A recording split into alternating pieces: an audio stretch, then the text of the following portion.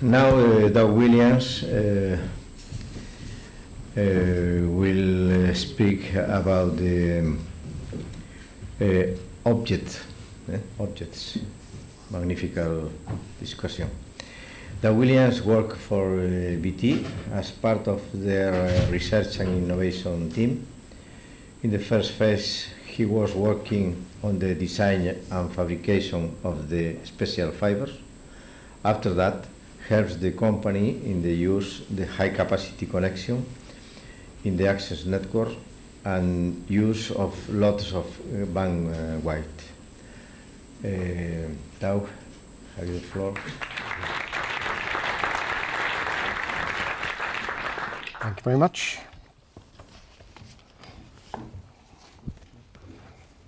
One of the things I want to pick up on is that the way that we discuss what's happening is often along a number of axes, and I actually want to suggest that there's a different set of axes at which we could start exploring the impact of the change in distribution.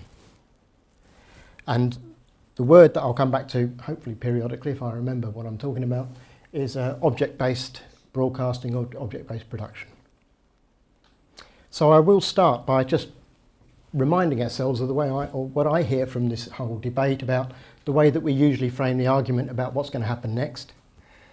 But then I want to introduce something called object-based broadcasting, which may or may not be familiar to people in the room, I don't know. But I want to talk about it in terms of what is it? Why is it a good thing? Why is BT interested in it? And I'll hark back to some of the things that Jamie said at the beginning of the talk. And hopefully you'll see some other points as well. I've seen pointers as I go along. I'll show you a particular example, because we've been doing some work in this through a European collaborative, and I want to show you an example of what I'm talking about in object-based broadcasting. I want to show you that we've evaluated it with 100 people and that we've got some really encouraging feedback in terms of the way that TV might change as it becomes object-based. And then I'll end with the summary. So the logos on the right are to remind me that some of this work has been co-funded by the European Union or European Commission under the project To Immerse, but also I need to acknowledge BT Sport and MotoGP or Dorna Sports for enabling us to have access to some of the content that we've used. So the usual debate, as I see it, is kind of usually phrased about, oh, it's changing distribution, it's gone from broadcast to over the top, or it's about changing schedule, we're losing the schedule, no one watches live everybody watches on demand. We heard that this morning from the Vice-Chancellor. Sometimes it's about the challenges of the economics changing, the commercial arrangements changing. Oh, it's gone from public service broadcasting is really under threat because of all these big new players and the subscription money they're getting. It's changing the balance in the power in the media industry. And sometimes we can see it as a regulation argument, that all these unregulated bodies like the Netflix and your Amazons are coming in and they're growing because they're not regulated. Perhaps we need to regulate them. None of those are not true. But I just want to introduce a different way of thinking about it, and what I think is a really exciting opportunity for this space is not just battling with the existing truths, but thinking about how we can use the change in distribution mechanisms to really affect the thing that we're distributing and talk about it as a creative force and a creative opportunity. When cinema was invented, if we go back far enough, we changed the way we tell stories because we could have pictures. Now I think we can change the way that we present exciting things like sport and drama because we are delivering it over IP and we're delivering it individually rather than just broadcasting it. I think there's real opportunities there, and I think it's something that we are starting to see people grasp, and you'll see it more and more. So to introduce you to this idea of object-based broadcasting, coming here to tell you how to make programming is a bit embarrassing, isn't it? But this is the traditional method. Media is object-based in the way I think of it.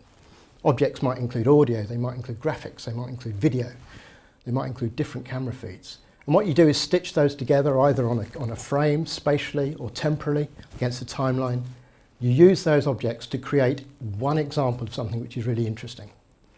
You make a linear program. You then broadcast that, you put it into whatever package it was, all those different packages that we saw that we had to put it into to get it all over our different networks. We send that same thing out to everyone. And then they look at it on whichever device they've got nearest. According to Jamie, probably the biggest device they can get access to at any moment. It's great. It's great up to a point. It's great sociologically. We all watch it the same thing and we have a discussion about it the next morning. But if I'm watching on a small phone, the image I'm seeing is not optimised for being on a small phone. It's optimised for being on about a 40-inch TV. If I'm watching on a huge screen like that, the image is not optimised for that. If I'm watching on the screen and I've got an additional screen here, there's no way of me utilising that screen to enhance or augment what I'm watching. There's lots of limitations. So object-based broadcasting is about absolutely starting with making the program, but rather than packaging them as a single linear program, you take each of those objects, you wrap it up with metadata, you say what it is, why it's useful, and provide some rules about when it would be appropriate to use it and where. And then you send that down to your user, and your user then assembles it. Dangerously looks like IKEA at this point. And there is a real danger here. I mean, you don't want users to have full flexibility. But fortunately, I think IKEA have got that covered as well. But then what happens is when you actually deliver it appropriately for the context in which you're watching. And I'll talk more about context and what I mean by that. And we'll see it in the example of MotoGP in a moment. Another way of looking at this, which I find easy to understand, is sandwiches. You can pull off, at your petrol station, you can pull off a ready-made sandwich and it's always the same. Or you can walk up into, I can't remember the name, I knew this was going to happen. What's the name of the sandwich chain I'm thinking of?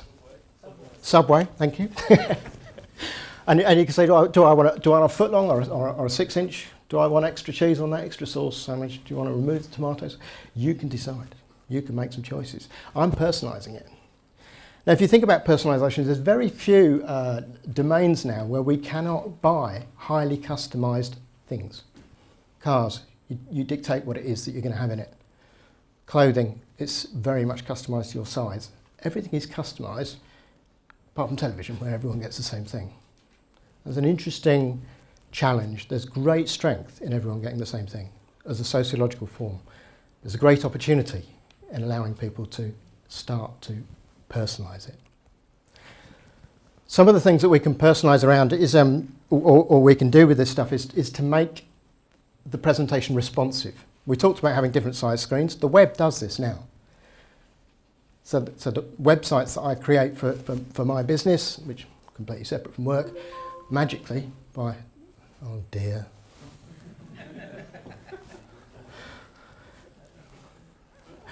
Magically, by the power of whatever it is, platforms that manage the websites for me, they make the website respond. So if you watch it on a mobile phone, you get a completely different version. That's not something I did. I'm not that clever. But the intermediaries do. And if I'm watching it on a big screen, they reorganise all of the pictures and the images in the menu structures differently. They make it responsive. Netflix make what they do responsive. If I'm watching on a really rubbish line, they downscale and they accommodate me. Broadcasting, you either get it or you don't. So you can respond to the context just technically. You can respond to user preferences. This is something we don't see so much of, but this is a real opportunity. If I'm watching MotoGP and I'm a real stat head and I'm really interested in the technical details of what's going on in a MotoGP race, and I'm obsessed by the speed of the third segment in this MotoGP race and the speed at which people can go through it, and I think that's the key indicator of how fast people are going to go, I can watch that, I could be interested in that, I could be interested in the tyre temperatures or whatever it is. That may appeal to me. Bringing out the information and showing it to me may be interesting. Maybe I don't know anything about MotoGP, and I want a really basic kind of different kind of presentation. People might want different things. We're not all the same. And when we're watching something, particularly things like sport, where we've got different levels of interest in it, different presentations may suit different people better. Maybe that I want to augment what I've got. If you're watching drama, if you're watching Shakespeare, made beautiful by the fantastic language that he has in it, but also made difficult by the fantastic language that he has in it, you might benefit from seeing a script, because actually that can augment and enrich what you're seeing, because you can see and hear, and you get a different experience. You may want to be watching football and to have a particular camera tracing, as well as seeing the big match, you may want to see your favourite player picture in picture, because you know that they've got great positional player or they're slightly mercurial and you just want to focus on them. You may want to do that. You could do this. You could augment the main production by having a different picture in picture. You can do that as with object-based approach. And you may be able to start allowing people to interact. You may be able to start people interacting kind of out of band, so across. So I'm watching with somebody and communicating with somebody. They're in a different place, but I'm watching it with them and chatting with them. You may be able to interact back with the studio, or you may be able to interact with the content, or you may be able to interact with little quizzes or gaming or gambling. There are huge opportunities around personalising media when you start to treat it as objects rather than as a single flat programme. And that's where BT Research and Innovation comes in. Jamie today was talking about BT Sport and how the ambition there is to take the audience to the heart of sport. And that's something that we're holding on to, and we're trying to work, okay, how can we help you? How does object-based broadcasting help you achieve that game? So what we want to do is to make BT TV and BT Sport distinctive. That's what we see as the opportunity. We want to see how object-based broadcasting can enable us to do that, but it has to do it within the brand kind of identity that we've got. And if it doesn't take people to the heart of sport, we won't do it. But if it does, then we're going to really be interested in following that line. So immediately, we've been doing this for a little while, but we're doing a fair chunk of work under an EU collaborative project. You can see the partners are involved here, and BBC included. And what we've tried to do within that project is develop compelling prototypes, but also to develop some useful software components. There are particular kind of technical problems which need to be solved. And we've tried to develop the software that can do that, and at the end of the project we'll be making those available open source. If you're going to IBC next week, we'll be there. We'll be there in off Hall 8 in the Future Zone, and we'll be showing all that we're doing within To Immerse and the project's outputs that we've got. Some of the things we've been trying to do is to not ignore what's really good about TV. TV is brilliant, right? And it's not that TV is dead, and the previous Tom said was that TV content is more popular than ever. It's just not being distributed through the traditional traditional TV channel that you might expect. So how do we build on that rather than undermine it? And how do we make the delivery technology really robust?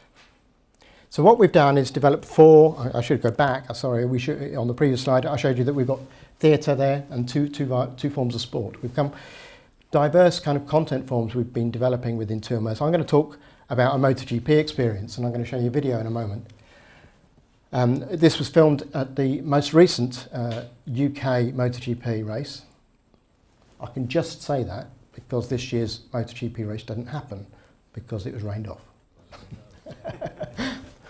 But we worked with 2017 and we built an experience across multiple screens. Key part of what we're doing is actually acknowledging that having multiple screens while you're watching a media experience is quite common, and we want to see how can we utilise that. So we've built an experience, and I'll show you a video which talks through all of the features there, and then we've evaluated it with 100 people in 50 households watching in duos, and we've talked to them about it, and we're trying to get their feedback more generally and very specifically, very kind of a markedly rigorous kind of approach about what is the feedback that people are giving us about this experience. So we've looked at the overall experience. Were you absorbed? Did time pass quickly? Would you recommend it? And we've looked at tiny little features. Did you like this feature? Did you find it easy to use?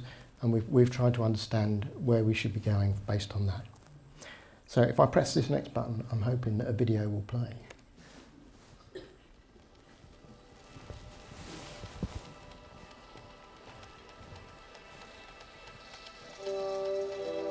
Motor racing enthusiasts around the world are drawn to MotoGP. It's an exciting sport that requires precision, skill and bravery, and it's a great spectacle. You can watch MotoGP races on TV via your national broadcaster, which takes a feed from the rights holder Dorna Sports. The broadcaster may add in their own pre- and post-race presentation and their own commentary teams. Or you can follow the race directly on a tablet or PC if you purchase a MotoGP season pass from Dorna Sports. To Immerse uses an object-based approach, and we're applying this to the presentation of MotoGP across multiple screens. Our aim is to explore how we could improve on the already excellent single-screen coverage. In conventional broadcasting, the different elements that make up what you see and hear, videos, graphics, screen layout, audio mix, are all fixed before being broadcast. With the object-based approach, we keep all these elements separate until they're presented on a screen. We start with a clean base video, then layer the separate graphics, video and audio. This enables a content provider to create more flexible and personalised experiences for viewers. For example, the ability to adapt the size and placement of graphics for different sizes of TV is a simple but very powerful capability. If we look at the leaderboard, its design has been optimised for an average sized 32-inch TV. But if your TV is much bigger, then the leaderboard can appear unnecessarily large. With the object-based approach, the size of the leaderboard can be scaled, making space to show the timing gap between riders. Object-based broadcasting in a multi-screen environment can offer further opportunities for content providers to customise the experience for different audiences. If you watch MotoGP regularly, you'll know the letters MAQ is short for Marc Marquez, and you'll recognise his bike on the TV. However, a MotoGP novice will likely need help deciphering the leaderboard and identifying which bike Marquez is riding. By extending the TV experience onto a companion screen, viewers can interact with content perfectly synchronised to the main TV broadcast. You may be really interested in the tyre choices or the split times, or you may want to see the bigger picture in more detail, or you may want to see that replay again. Or mirror an onboard bike cam on the big TV, even see and control the incredible 360 video footage from the back of Zarco's bike. This ability to personalise the experience is unique to the object-based broadcasting approach. But do these facilities really improve the already excellent single-screen experience? Feedback from 2Immerse trials and our discussions with broadcasters and content providers suggest they do. Object-based broadcasting offers new opportunities, but it demands new capabilities in the TV that are only just emerging in the form of the HBB TV 2.0 specification. As these capabilities become the norm, 2Immerse expects content producers and broadcasters to increasingly exploit the benefits that object-based broadcasting can offer. Enjoy the ride.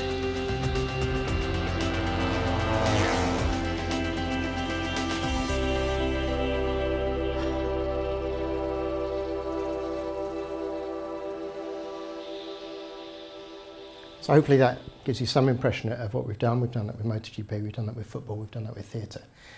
And we looked at the ways that you can present that material with the choices, with the ability to mode flex, and with the ability to respond to you across multiple screens. And we can deliver this all over IP, and we can make it work. So what we've done is taken that out to people who are MotoGP fans, people who are the people that matter in this context, sat them down with it in their homes, and we got them to watch it, and we've talked about the overall experience.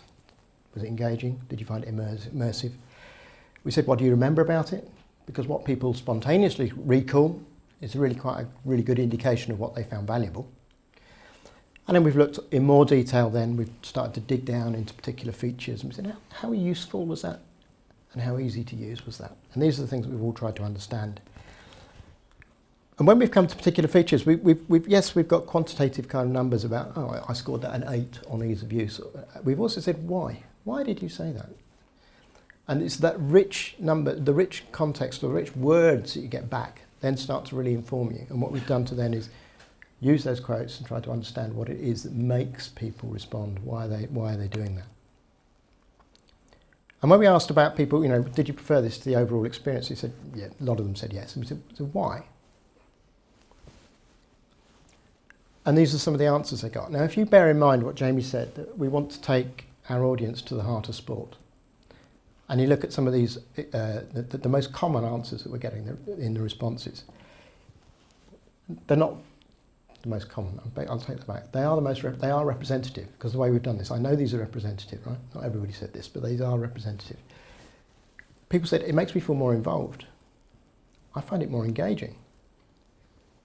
It's improved my interest in the sport. I feel more involved again. I'm more entertained. It's better to watch. Those are responses that you really want. Now we're comparing it with their experience of a single screen experience, and they're saying it's better, it's more involving, I'm getting deeper to it, I'm getting closer to it. That's what we want. So these are really encouraging responses. Now, it's perhaps not surprising that not everybody likes it unequivocally. Nobody likes it unequivocally. Nobody likes anything unequivocally, do they? Some people found it a bit confusing. Some people found it a bit distracting. Now, perhaps you did, but this was the first time that they'd been exposed to it, and they were learning the interface, and they were learning what it was capable of. So we're not too worried about some of those things. We're not saying they're stoppers. We can address them. Lot more bits to go through. So, did the extra content help you to follow the race? We asked. Most people said yes, the extra content made it easier for me to follow the race. They said, well, what was it that made it better then? That was the supplementary question where you start getting phrases back that you said, oh, people liked the interaction, people liked the additional camera angles, they liked the additional information. These are the things they started talking back to us. And the people who said made it worse, well, what was it? Oh, I was distracted, I actually missed the race. Now that was quite disturbing, and I'll tell the story now, though I'll refer to it again in a slide in a moment. Why were people distracted? What's going on? So rather than just listening to that, we then watched some people in the lab while they were interacting and watching it. And what people do is well, what does that one do? What's that do? And then they look up and the race is finished. Because they were still learning the interface. So what we've learned from this is that we wouldn't throw everything at once, and that's fairly obvious at once. If you're going to launch this, you don't launch everything at once. You don't offer the most rich, most detailed, most interactive experience that you possibly can. You do it incrementally, and people can learn slowly, and just add on one more feature. This is the overall experience. The general questions that reply to the overall experience are, how absorbed did you feel? These are standard kind of psycho questions that people ask about immersion. How quickly did time pass? Did you find the race easy to follow? All the rest of it. And those are box plots. So those box plots are in good places. They're towards the top of the response, which is 1 to 10. We want it to be as high as possible. And generally, those are really good responses. We're encouraged. And one of the key ones that most commercial organisations are interested in is, would you recommend this to somebody else? And the scatter plot on the right-hand side is the answers to that question. Now, some people wouldn't. They would give it a 1. But the most common answer was a 10, was that absolutely I would, on the strongest possible terms, recommend this new form of watching. And some of those that wouldn't recommend it too much, or no, some of the comments that went with those was, don't expect to watch MotoGP the same again, which would kind of, we like that. And another one, it's an enhanced experience, but it's not for everyone. And that's actually, I think, should be the strapline. It's not for everyone, but it is an enhanced experience, and you can get it. We can still deliver, and will deliver, the absolute vanilla, but you can add relishes. You can add extra tomato. When we asked people what they remembered, a whole load of features which were mentioned. The brown ones, anything in brown is live video. Is that brown or orange? Whatever it comes out as. So live video is highly memorable, and it was the most obviously, recognised new feature. So it's kind of important for us to remember. That's what people liked and will remember. And Jamie was talking about our app for football, and we can already give you access to additional camera feeds. So this is something that we kind of do already, just in the app. But what we want to learn to do is how can we do it across your big TV screen, additional screen as well. Interestingly, audio control was one of the ones that was also there. So Dolby Atmos is actually an object-based delivery technique for audio. It gives you different presentations of the audio at the client. And audio was really highly appreciated by our users. What we gave people the opportunity to do here was to drop the volume of the commentary or to drop the volume of the ambient. And really interestingly, both versions were said, I really like that because I wanted to, and some said lose the commentary, and some said lose the ambient noise. So obviously the mix we've got is not right for everyone, and neither is any other one mix. But what you can do with the object-based approach is start allowing people just a little bit of flexibility to have the experience they want. When we looked at specific features, so race review was at the end of the race. You could then start looking at the key moments in the race and show that overtaking move, that crash, whatever, etc. You could select your favourite rider and then they'd be available picture in picture. You could look at the circuit times, all those detailed sector timings on your tablet. You could have changed the different tablet views, so you could have multiple cameras on the tablet view accompanying what's going on TV. You could change the audio, we talked about that. Or you could use this experience level and the TV graphics size as well. So the TV graphics size means, because I've got a really huge TV, perhaps if I just scale up the graphics that came with that, they end up too big, much bigger than they need for me to be able to read. So I could have made them a bit smaller, so could I have adjusted them. Interestingly, the experience level, which is the thing where you change the leaderboard, so it spells out Marquez or just comes out to MAQ, and the TV graphics, they stand out as not being as popular as the others, which nobody likes to see a feature less popular than the others, so we try to understand that.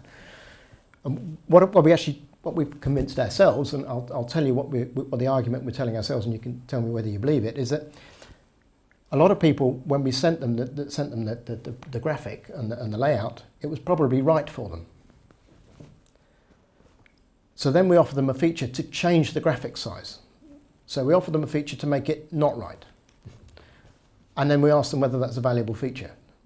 And some of them probably recognised, no, that's not a very valuable feature because it was fine to begin with. So what we've learnt there, I think, is that we wouldn't make it, we would default to actually getting it optimised to what their screen was. You can find out what their screen size is and you can adjust it. We didn't, we just let it there vanilla and we invited people to change it. And experience level 2, it may have been that this landed at the right experience level for most of our viewers, and given them the opportunity to change it, why would I value that? Having said all that, most of those answers are really positive. And in terms of ease of use, well, it's a very familiar interface. It's what you're doing on a laptop, it's touching, it's selecting, it's scrolling, it's swiping. We all know those metaphors. So people found it easy to use and we couldn't have got much higher scores. So in summary, we've built this thing based on object-based broadcasting approaches for delivery to multi-screens, and we've evaluated it with 100 people, and we're really encouraged by the responses that we get from our trialists. It's not for everyone, but that doesn't matter because we can broadcast and will broadcast the vanilla starting point. You can add relishes, you can add, you can take away. We've got very high recommendation rates, and we've got words that really encourage us in our ambition in BT Sport at least to take people to the heart of their sport. So I started by saying that we've had a lot of argument about, the industry is changing, TV is changing, we're changing the regulatory environment, we're changing the commercials. I want to introduce into that arrangement, hang on, there's a creative opportunity, this is something really exciting that you can do because we're changing the distribution mechanism. And I would love this to be, to receive greater focus as the TV industry moves forward, rather than just focus on the normal stuff and how do we deliver normal television differently and how do we pay for it differently. How do we actually create something that's better? How do we do something which is not just shinier and more pixels, but actually can be personalised and customised and better matched to our audience's expectations? I'd love you to think that I did all of this on my own. I didn't. And obviously the collaborative team that worked with To Immerse is fairly extensive. So I must acknowledge all of them and the money that came from the EU as well. And very locally, Andrew Gower did all the designs of the MotoGP and made a lot of the design decisions which are absolutely fundamental to getting this right. And Ian Kegel is dealing with an awful lot of the technical coordination of what all the software components do and bringing it all together. Help from BBC as well to do with the evaluation, lots of others. But lots of people involved.